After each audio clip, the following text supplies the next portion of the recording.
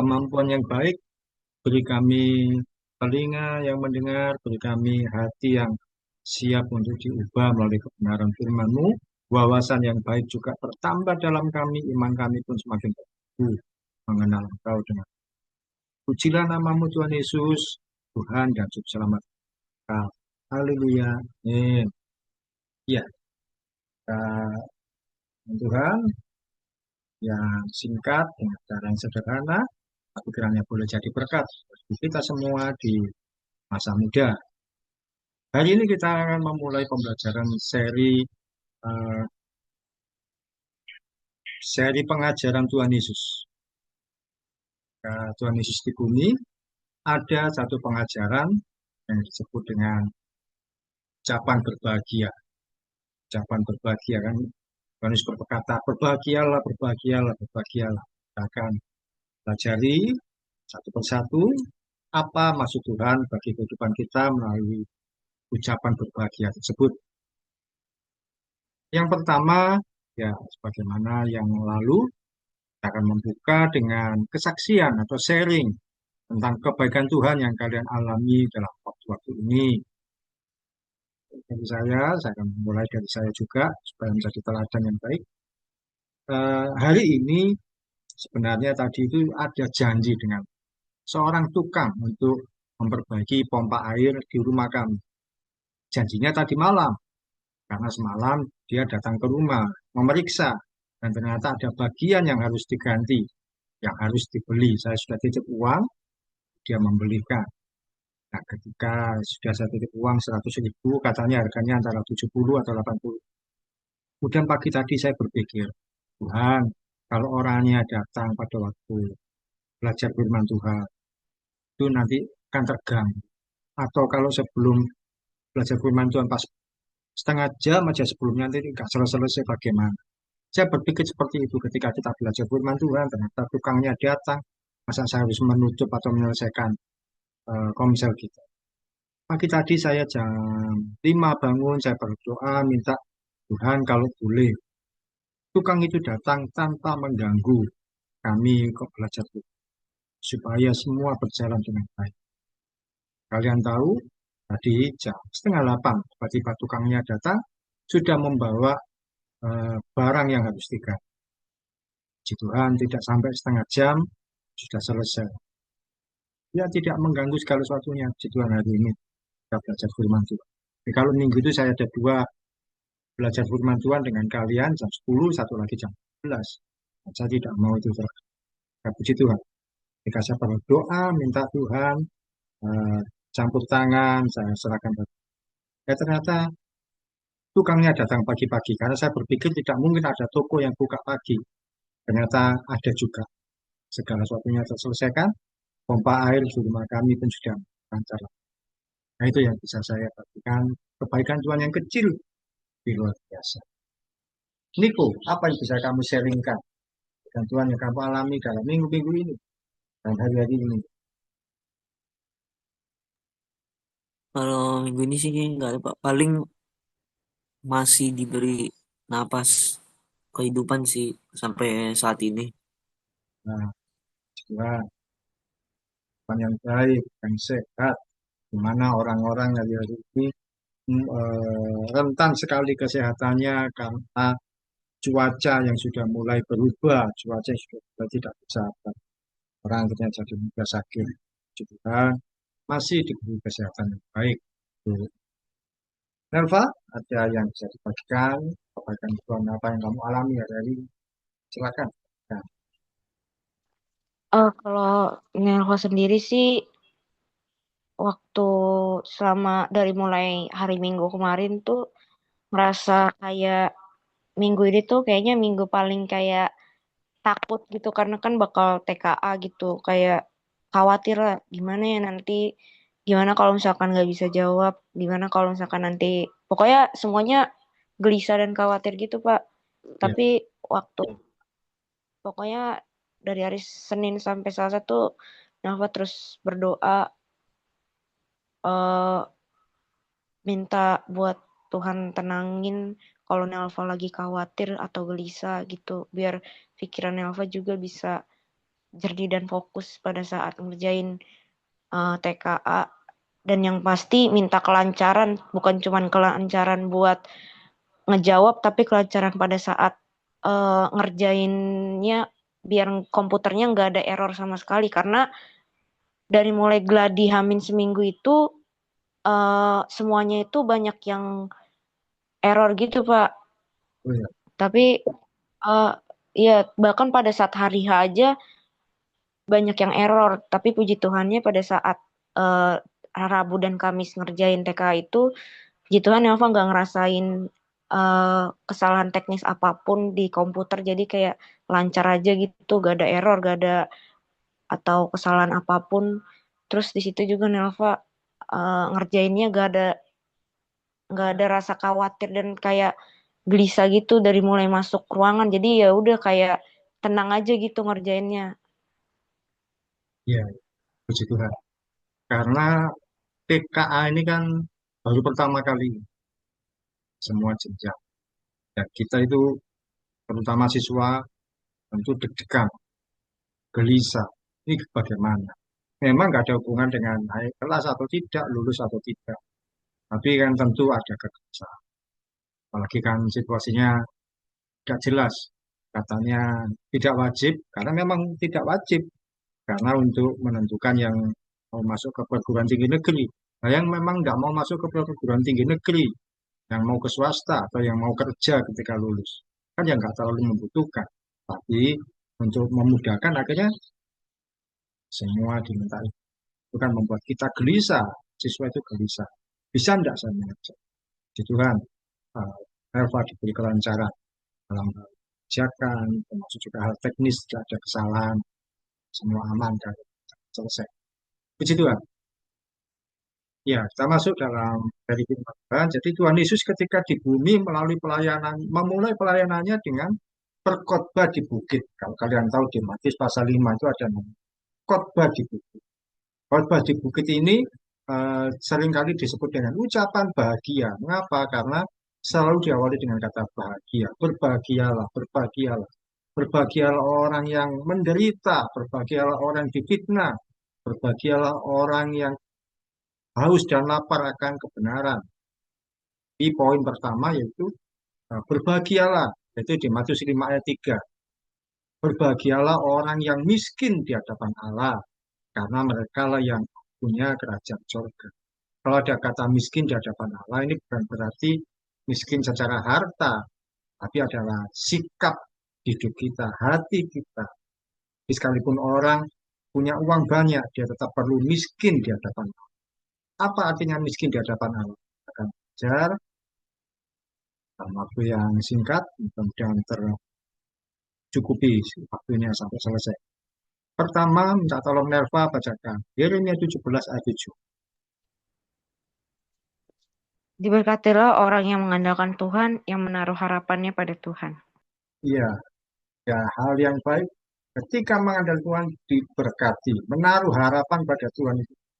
Menaruh harapan itu artinya benar-benar percaya, bukan cuma percaya yang oh saya percaya Tuhan itu penolong saya, tidak hanya itu, tapi ketika punya masalah sudah saya percaya bahwa Tuhan sanggup. Bagaimanapun hasilnya, itu menaruh harapan, harap pada Tuhan sepenuhnya. Niku minta tolong bacakan Amsal 3 ayat 5. Amsal 3 ayat 5. Percayalah kepada Tuhan dengan segenap hatimu dan janganlah bersandar kepada pengertianmu sendiri. Iya, teman Tuhan mengajarkan percaya kepada Tuhan dengan segenap hatimu. Kalau sudah percaya kepada Tuhan, ya sudah, kita serahkan kepada Tuhan. Apapun hasilnya, baik atau buruk, kita percaya Tuhan yang jahat. Tapi percaya bahwa apapun yang terjadi, Tuhan pasti melakukannya. Ada teman saya berapa waktu ini ketika sakit, eh, dia seorang perempuan, ketika sakit suaminya dibawa oleh keluarganya ke dukun. Nah, itu berarti kan dia nggak percaya kepada Tuhan. Ya memang Kristen, tapi ya ketika ada situasi mendesak, cari pertolongan yang lain. Itu tidak percaya kepada Tuhan sekali. Tapi bersandar kepada pengertian sendiri. Pengertian sendiri bagaimana? Oh, minta tolong ke sana, nanti pasti bisa. Ternyata nggak mau sembuh, sakitnya makin parah. Nah, apa arti miskin di hadapan Tuhan? Arti miskin di hadapan Tuhan yang pertama adalah selalu mengandalkan. Orang yang miskin di hadapan Tuhan selalu mengandalkan Tuhan dalam sisi kehidupannya. Mungkin kalau kita mendengar kata mengandalkan Tuhan sudah terlalu sering. Orang Kristen pasti mengenal kalimat selalu mengandalkan Tuhan. Tapi apakah kita benar-benar mengandalkan Tuhan? Dalam segi apa? Baik sisi yang rumit maupun yang bersifat syariah. Kadang kita ini berdoa ketika situasinya yang rumit, yang susah, yang nggak mudah diatasi secara manusia. Misalkan nanti lulus SMA mau kemana, itu kan sisi yang rumit. Dan berdoa. Atau dalam sisi kekurangan secara ekonomi kita berdoa. Tapi yang seorang mengandalkan Tuhan, selalu melibatkan Tuhan dalam berbagai keputusan. Bahkan dia merasa bahwa tanpa Tuhan, kita tidak bisa berbuat. Seorang yang mengandalkan Tuhan selalu percaya bahwa Tuhan pasti berbuat yang terbaik untuk diri. Sekalipun situasi saat ini belum tampak baik dan nyaman. Apa dalam sifat yang sehari-hari, misalkan saja mau berangkat sekolah, hujan, itu kan hal yang biasa. Lalu kita berdoa, Tuhan apa yang dilakukan ini? Menunggu atau langsung diterabas atau mungkin bisa jadi ada damai sejahtera untuk menunggu. Tunggu saja sampai hujannya reda. Nah, ternyata 5 menit hujannya reda, kita bisa berangkat. Tapi kalau terburu-buru, hujan terus diterjang, bisa jadi situasinya akan berbeda. Ada celaka, ada situasi yang bahaya, atau apapun. Tapi dalam banyak hal kita harus melibatkan Tuhan. Terutama dalam hal yang sehari-hari yang paling mudah sekali. Nah ini ada saya beri contoh sehari-hari. Tanda orang yang mengandalkan Tuhan yaitu selalu berdoa dalam berbagai kesempatan. Bahkan itu sesuatu yang sifatnya mudah dan sering dilakukan. Misalkan ke sekolah itu kan sudah rutin. Selama ini nggak ada bahaya. Selama ini aman-aman saja kalian kalau berangkat. Naik motor aman, nggak ada masalah, nyebrang aman. Nggak perlu berdoa. Dia juga salah. Sekalipun sesuatu yang rutin, yang gampang, yang mudah, kita tetap perlu melibatkan Tuhan. Bahkan yang sifatnya sehari. Contoh orang mau belanja ke pasar atau minimarket pun perlu berdoa. Mengapa? Menurut Nerva, memang ini saya membuat pernyataan, tapi menurut Nerva, mengapa orang belanja ke minimarket, ini gambarnya ke Indomaret sekalipun atau ke Alfamaret, itu harus berdoa. Ya, menurut Nerva gimana? Eh, Mungkin pada saat di perjalanan dia Tuhan lindungi, terus mungkin kalau berbelanja dia bisa jadi gak salah pilih gitu. Kadang kan kita kalau belanja kadang lupa apa yang mau kita belanjain gitu. Ya, benar sekali bisa. Dan Tuhan lindungi, juga tidak salah dalam memilih berbelanja. Gitu kan. Kalau menurut Niko, mengapa sih sampai ke hal yang paling dekat sekalipun yang remeh belanja ke pasar atau ke minimarket pun kita harus berdoa. Eh, Kalau menurut Niko sih bisa kalau berdoa, kalau misalnya Indomaretnya kan jauh gitu ya, Ya, diberkatin dalam perjalanan pas Indomaretnya, atau pas di Indomaretnya eh, bisa kita nggak salah sih dalam memilihnya, jadi nggak bolak-balik lagi gitu, ya, dan dijaga keselamatannya juga pas di Indomaretnya, entah mungkin ada pencuri atau apa. ya, tepat sekali, benar sekali. Lindungi dalam perjalanan, kalau ternyata minimarketnya jauh, tidak salah dalam memilih barang sehingga tidak perlu bolak-balik. Dan yang paling utama itu tadi yang ketiga, hindari dari pencurian. Sekarang ini ya, eh, tanpa kita duga, tanpa kita sadari, kita itu kan sering melihat berita orang yang parkir motor di pasar atau di minimarket. Masuk sebentar mungkin belanja 5 menit. Ternyata motornya diambil orang. Kuncinya dirusak. Ya. Mungkin Di CCTV ada, tapi kalau sudah kabur bagaimana? Kita perlu berdoa, minta perlindungan Tuhan, supaya hal seperti itu tidak terjadi pada. Ada banyak anak-anak Tuhan yang mengalami celaka yang seperti itu, kehilangan motor dan sebagainya. Saya tidak meremehkan mereka yang kehilangan, sekalipun mereka anak Tuhan. Tapi bisa jadi dalam situasi yang mereka kerjakan, mereka lupa berdoa, mereka lupa mengandalkan Tuhan. Karena yang dikerjakan adalah hal yang biasa, hal yang sehari. Dengan juga kalian, ya, manapun, tetap berdoa. Berdoa kan tidak harus lipat tangan tutup mata. Dalam hati kita berseru pada Tuhan, lindungi saya dan berjalan. Jalan ini sekalipun sering saya ke tempat ini, lindungi Tuhan supaya tidak ada masalah. Sama kendaraan yang kita bawa aman, sampai pulang perjalanan juga aman. Karena kan namanya perjalanan, ada saja halangannya. Bisa saja kepleset, atau mungkin kita sudah berhati-hati, ada orang yang tidak berhati-hati sehingga kita tertabrak, kepleset, atau apapun juga. Sehingga di jarak yang dekat sekalipun orang pun bisa kecelakaan.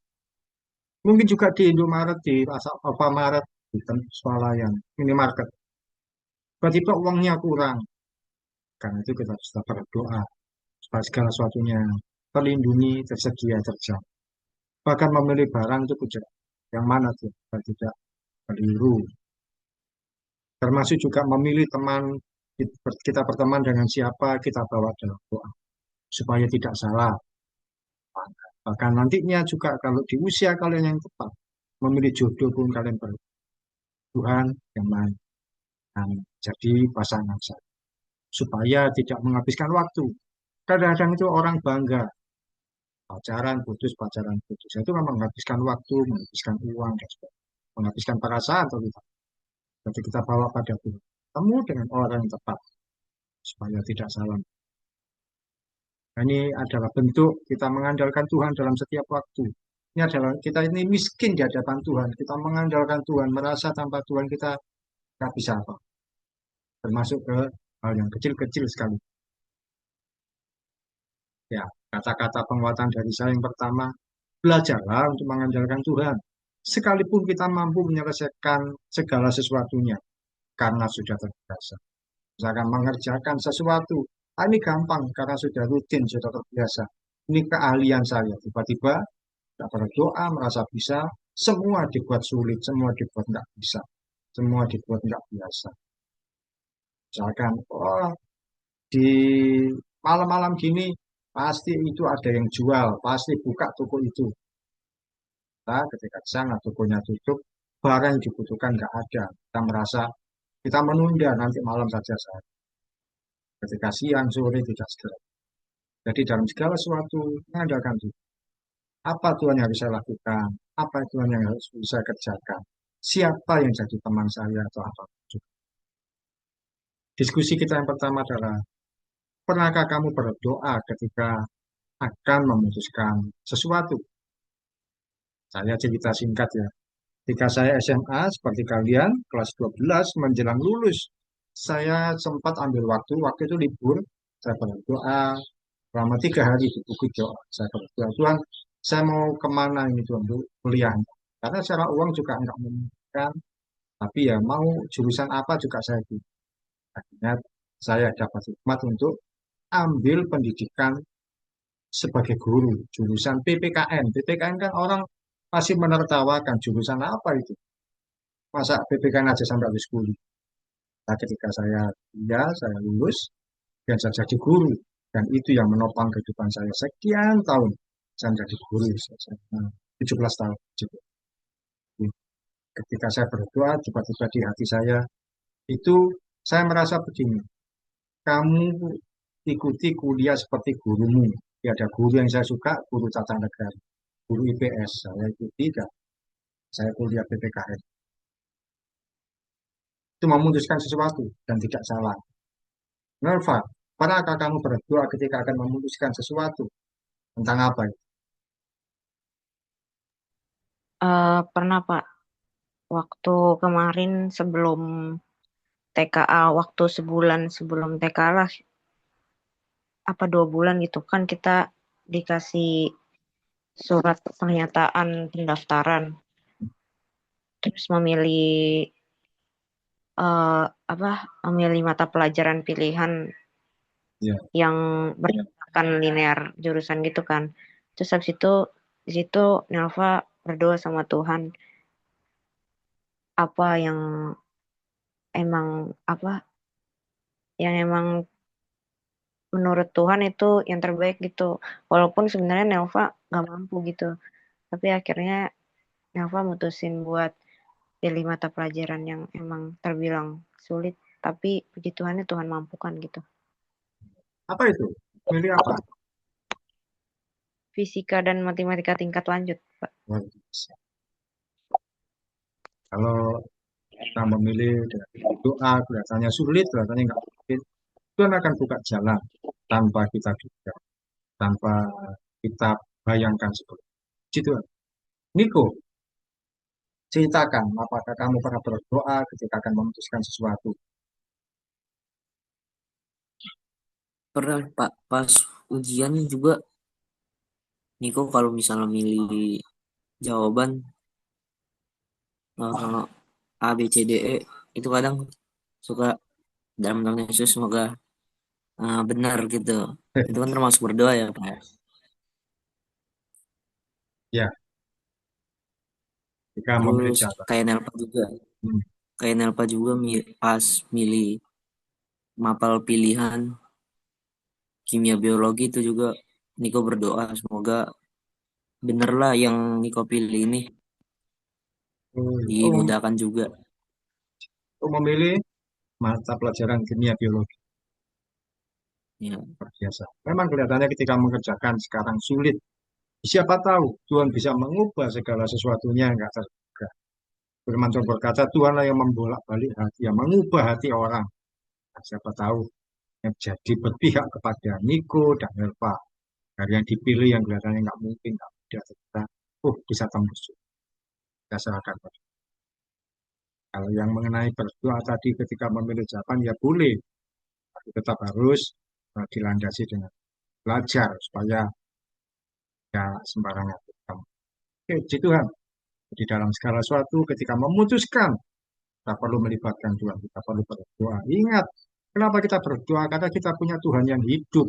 Tuhan kita nggak mati, bisa diajak bicara. Kita berbicara, dia mendengar. Bahkan dia juga berbicara, kita harus mengerti. Oke, berikutnya, apa arti miskin di hadapan Tuhan? Yang pertama tadi adalah selalu mengandalkan Tuhan. Yang kedua, tak tolong Nerva bacakan Kolose 3 ayat 12. Karena itu, sebagai orang-orang pilihan Allah yang dikuduskan dan dikasihinya, kenakanlah belas kasihan, kemurahan, kerendahan hati, kelembutan, dan kesabaran. Ya, sebagai orang pilihan Allah yang dikasih Tuhan, gerakan kasihan, kemuliaan hati, kerendahan, kelembutan, dan kesabaran. Niku minta tolong bacakan Yakobus 4 ayat 6. Yakobus 4 ayat 6.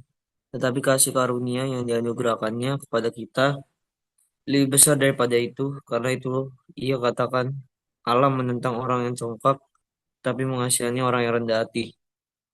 Ya, gitu. Yang kedua, arti miskin di hadapan Tuhan yaitu memiliki kerendahan. Orang yang rendah hati artinya sifatnya tidak sombong, tidak angkuh.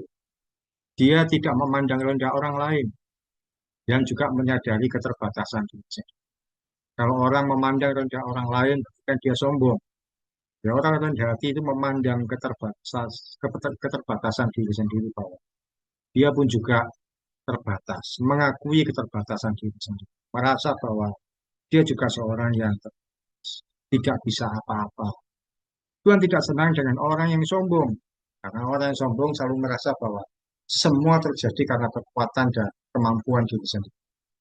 Ya, orang rendah hati merasa bahwa Tuhan yang ikut campur dalam segala hal yang dia.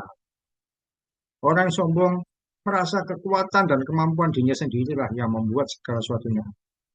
Beberapa waktu yang lalu di saat teduh kita mempelajari seorang raja bernama Herodes. Herodes ini ingat Herodes itu adalah gelar, ya, bukan nama. Jadi ada ketika Tuhan Yesus lahir ada Raja Herodes, tapi berbeda lagi di kitab Kisah Para Rasul itu juga ada Raja Herodes. Itu hanya gelarnya saja. Dia berkhotbah, dia berpidato di hadapan orang banyak. Dia merasa bahwa dia adalah seorang yang luar biasa. Alkitab menuliskan bahwa dia ditampar oleh malaikat Tuhan. Kemudian dia mati dimakan oleh cacing-cacing. Karena merasa sombong. Seorang yang rendah hati akan merasa bahwa eh, tanpa Tuhan dirinya itu bukan apa-apa dan bukan siapa-siapa. Dia mengakui bahwa dirinya itu terbatas, bahkan seperti seorang pengemis dia. Seorang rendah hati itu merasa bahwa saya ini nggak ada apa-apa, ini bukan apa-apa, saya ini bukan siapa-siapa.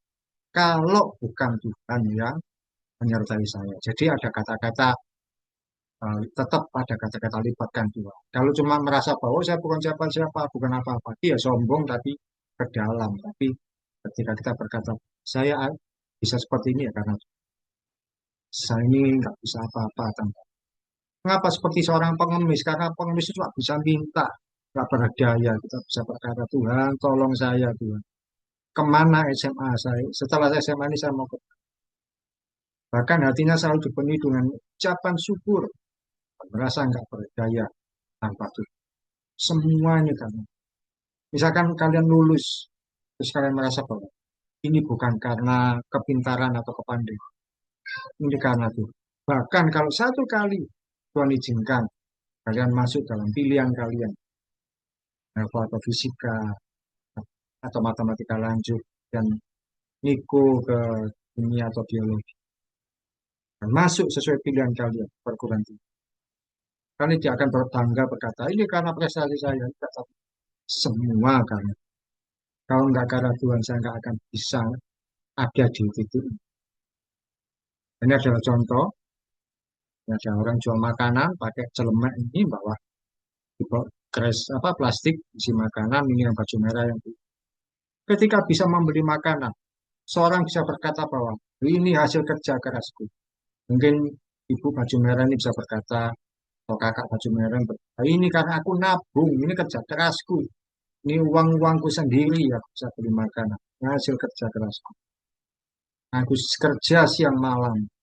Aku kerja banyak hal. Susah-susah aku kerjakan. Dan ini adalah uang yang aku. Atau dia bisa berkata, seorang orang rendah hati akan berkata, saya bisa beli makanan ini karena ada berkat Tuhan.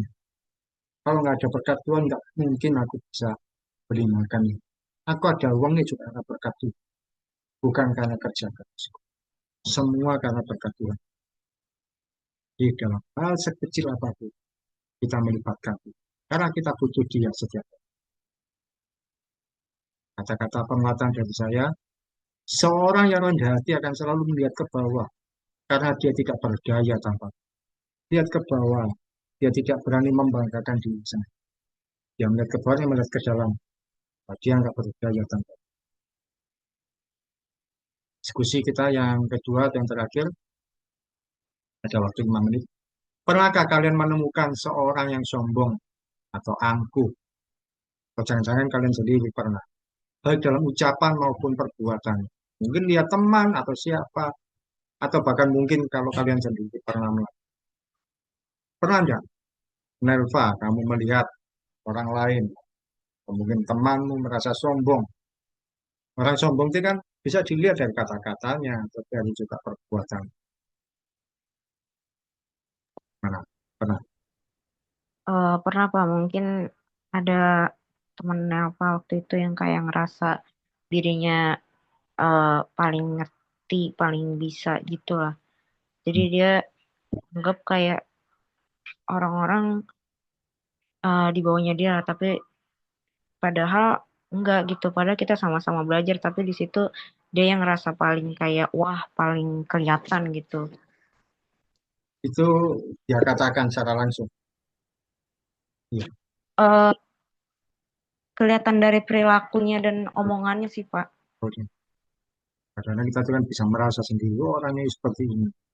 Ya, seperti itu. Jadi kita merasa bahwa dirinya lebih baik, lebih unggul dari yang lain. bahkan tuh dari kata-kata, dari perbuatannya, ya, itu kan jadi menjengkelkan kita. Padahal ya semua ya berangkat dari posisi yang sama. Ya, sebuah contoh yang bisa menjadi pelajaran bagi kadang-kadang orang seperti itu satu kali dia alami sesuatu atau kalau istilahnya itu ya kena batunya. Nah, saya itu antara mau menertawakan dia nggak tega, tapi melihat ya seperti itu lagi. Tapi kalau orang sombong dia pasti mengalami sesuatu yang di kemudian hari. Enggak. Niku, pernah tidak kamu melihat orang lain atau teman siapa? Dia itu sombong dalam tindakan, angkuh dalam perbuatan, dalam kata-kata atau dalam sikapnya. Gimana? Sering sih Pak dari SD sampai sekarang. Hmm. Tapi rata-rata yang Niko ngeliat tuh sombong dia itu eh, kayak kelihatan banget gitu, bisa dilihat kayak eh, entah dia kayak bisa pamer atau eh, bisa ngerendahin orang juga, terus pelit gitu, Oh iya, sombong dalam kepintaran atau harta dia gitu. Ini gue tapi seringnya ngeliat kayak gitu dan itu temen, tapi pernah bukan temen yang terucap, deket banget. pernah Eh, terucap kata-katanya gitu yang, oh ini sombong banget dia. Pernah. Pernah Pak. Oh, karena merasa apa? Lebih pintar atau lebih kaya. Ada yang ngerasa lebih pinter, terus ada juga yang kayak ngerasa gue bisa beli ini loh gitu. Oh, bisa. Iya ya. Itu pembelajaran yang baik bagi kita bahwa kita harus mengandalkan Tuhan. Yang kedua, miliki sikap kerendahan. Apapun.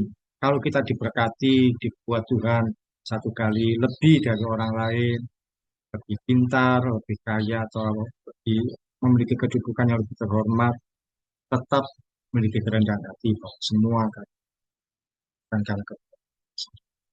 Oke, puji Tuhan, kita selesaikan pembelajaran Tuhan hari ini. Elva bisa bantu untuk tutup doa. Bisa, Pak. Tuhan Yesus, terima kasih Tuhan untuk hari ini. Terima kasih buat kesempatan pertemuan komsel yang singkat ini namun bermakna Tuhan. Tuhan, firman yang telah mengajari kami bahwa kami harus selalu mengandalkan-Mu, bukan mengandalkan orang lain. Bahkan kami rendahkan diri kami, bukan kesombongan kami. Sehingga Engkau yang selalu menolong dan membantu kami dalam situasi apapun Tuhan. Tuhan, berkati juga Oki yang telah yang menyampaikan firman-Mu, berkati agar apa yang Oki kerjakan dan usahakan lancar selalu dan Kau berkati Tuhan. Terima kasih Tuhan Yesus, kami serahkan seluruh kegiatan kami hari ini, esok, seterusnya hanya ke dalam tangan dan kasih-Mu saja. Amin. Amin, puji Tuhan. Terima kasih, Neva Neva. Terima kasih. Terima kasih Terima Pak. kasih Pak.